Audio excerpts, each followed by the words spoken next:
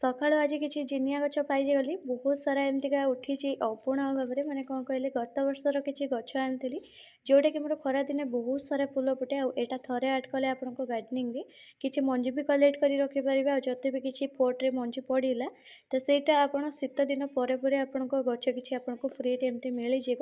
ଯେଉଁଟାକି ଏବେ ମୋତେ ବହୁତ ସାରା ଗଛ ଏମିତି ମିଳୁଛି। କିଛି ମନ୍ଦାର ପଟରୁ ଖୁଣ୍ଟି ଆଣିଲି, ଆଉ କିଛି ଗଛ ମୁଁ ଆଣିଥିଲି କିଛି ଡାଲିଆ ଗଛ ମୂଳରୁ ଉଠିଥିଲା। ତ ସବୁକୁ ଖୁଣ୍ଟି ଖାଣ୍ଟିକି 8-10ଟା ପାଖାପାଖି ଗଛ ହେଇଗଲା। ଆଉ ଗୋଟେ ଏବେ ଗଛ ଫୁଲ ବି ଦେଉଛି, ଯେଉଁଟାକି ପିଚ୍ କଲର୍ର ଫୁଲ। ଆଉ ଏଇଟା ହେଉଛି ଏମିତି ଗୋଟେ ମଲ୍ଟି କଲର୍, ଗୋଟେ ଗଛରେ ବହୁତ ସାରା ଫୁଲ ଫୁଟେ। ଆଉ ଗୋଟେ ମଲ୍ଟି କଲର୍ ଫୁଲ ରହିଛି ଯେଉଁଟାକି ବହୁତ ବଢ଼ିଆ ଲାଗେ ମୋତେ। ତ ତା ପାଇଁ ମୁଁ ଏଠି ମାଟି ପ୍ରିପେୟାର କରୁଛି। ଏଇଟା ବହୁତ ଛୋଟ ଛୋଟ କଣ୍ଟେନର୍ରେ ଲାଗିଯିବ। ଯଦି ସୋଲ ପେଟି କିମ୍ବା ଫ୍ରୁଟ୍ ଟ୍ରେ ଏମିତି ଲଗାଇବେ ବହୁତ ତ ଫୁଲ ଫୁଟିବ। ମାନେ ଗଛଟା ହେଉଛି ସେତେ ବଡ଼ ଚେର ହେବ ଆଉ ବହୁତ ସାରା ବଡ଼ ବଡ଼ ଗଛ ହେବ। ଆଉ ସେଇ ହିସାବରେ ଫୁଲ ବି ମଧ୍ୟ ଫୁଟିବ। ମାନେ ମାଟିର ଧରଣ, ମାଟିର କ୍ୱାଣ୍ଟିଟି ହିସାବରେ ଗଛ ବେଳେବେଳେ ଗ୍ରୋଥ୍ ହେଇଥାଏ ଆଉ ଫୁଲ ବି ଫୁଟିଥାଏ। ମାନେ ମାଟି ଉପରେ ହିଁ ଡିପେଣ୍ଡ କରେ, ଆପଣ ଯେତିକି ମାଟି ଦେବେ ଗଛଟା ସେମିତି ବଢ଼ି ଚାଲିବ। ତ ମୁଁ ଏଇଠି ଯେହେତୁ ମୋ ପାଖରେ ଏବେ କଣ୍ଟେନର୍ ଏତେ ନଥିଲା, ତ ସେଇ ହିସାବରେ ମୁଁ ଏଇଠି ଛୋଟ ଛୋଟ ଏମିତି କଣ୍ଟେନର୍ ଦେଇଛି, ଯେଉଁଟାକି କିଛି ଚକୋଲେଟ୍ ଡବା ଆଉ ଏମିତି କିଛି ସୋଲ ପେଟି ତ ଏମିତି କରିକି ଲଗେଇଛି। ତ ବହୁତ ଛୋଟ ଛୋଟ ନୁହଁ, ଏଗୁଡ଼ା ବହୁତ ଡେଙ୍ଗା ଗଛ ହେଇଯାଇଛି। ଯଦି ସିଜନ୍ ପୂର୍ବରୁ ଲଗେଇ ଦେଇଥାନ୍ତି, ଯେମିତିକି ଆମର ଶୀତ ଦିନରେ ଯେଉଁ ଟିକେ ଟିକେ ଗଜା ମାରୁଥିଲା, ତ ସେଇ 1 ଇଞ୍ଚ ପରେ ମୁଁ ଯଦି ତାକୁ ରିପୋର୍ଟିଂ କରିଦେଇଥାନ୍ତି, ବହୁତ ଏଇ ଗଛ ଗୁଡ଼ାକ ଛୋଟ ହେଇକି ରହିଯାଇଥାନ୍ତା। କିନ୍ତୁ ଏଇ ଗଛଟା ଟିକେ ଡେଙ୍ଗା ହେଇଗଲା, କାହିଁକିନା ସେତେବେଳେ କଣ୍ଟେନର୍ ବି ନଥିଲା ମୋ ପାଖରେ, ସେଥିପାଇଁ ଛାଡ଼ି ଦେଇଥିଲି। ତ ଯାହା ବି ହଉ, ଏଗୁଡ଼ା ବହୁତ ବଢ଼ିଆ ସେ ଗ୍ରୋଥ୍ ହେଇଯିବ ଏମିତିଆ ଛୋଟ ଛୋଟ କଣ୍ଟେନର୍ରେ ଆରାମସେ।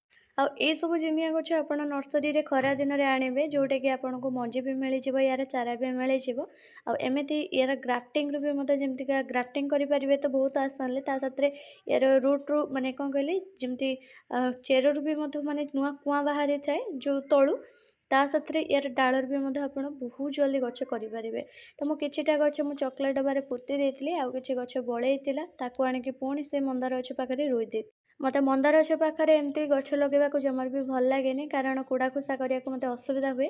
ସେଥିପାଇଁ ପ୍ରାୟତଃ ମୋର ସବୁ କଣ୍ଟେନର୍ ଆପଣ ଦେଖିପାରୁଥିବେ ପୁରା ସଫା ସୁତୁରା ରହୁଛି। କାରଣ ସେମିତି ସଫା ସୁତୁରା ରହିଲେ ହିଁ ପ୍ରପର୍ ନ୍ୟୁଟ୍ରିସନ୍ ଆଉ ପ୍ରପର୍ ଖାଦ୍ୟ ଆମ ଗଛ ପ୍ରପର୍ ଭାବରେ ଟାଣି ପାରିବ ବା ପାଇଯିବ। ସେଥିପାଇଁ ଗୋଲାପ ଗଛ ହେଉ କିମ୍ବା ମନ୍ଦାର ଗଛ, ପ୍ରତ୍ୟେକଟି କଣ୍ଟେନର୍ ମୋର ଏମିତି ସଫା ସୁତୁରା, ଗୋଟେ ଘାସ ବି ନାହିଁ। ତ ସେଥିପାଇଁକା ମୁଁ ଏମିତି ମନ୍ଦାର ଗଛ ପାଖରେ ରୋଇଲା ବେଳେ ନା ମନ ବହୁତ ଦୁଃଖ ହେଉଥିଲା। କଣ୍ଟେନର୍ ଅଭାବ ଯୋଗୁଁ ମୁଁ ସେଇ ମନ୍ଦାର ଗଛ ପାଖରେ ପୋତି ଦେଇଥିଲି, କିନ୍ତୁ ଏଇ ମନ୍ଦାର ଗଛଟା ଏବେ ମୁଁ କାଟିଛି, ସେଥିପାଇଁକା ଏଇଠି ପୋତିଲି, ନହେଲେ ବି ମୋର ପୋତିବାର ଇଚ୍ଛା ହିଁ ନଥିଲା। ବାକି କଣ୍ଟେନର୍ ଗୁଡ଼ା କିନ୍ତୁ ବହୁତ ବଡ଼ ବଡ଼, ଯେମିତି 12x12 ଇଞ୍ଚର ଅଛି କଣ୍ଟେନର୍, ଆଉ କିଛି 15x15 ଇଞ୍ଚର କଣ୍ଟେନର୍।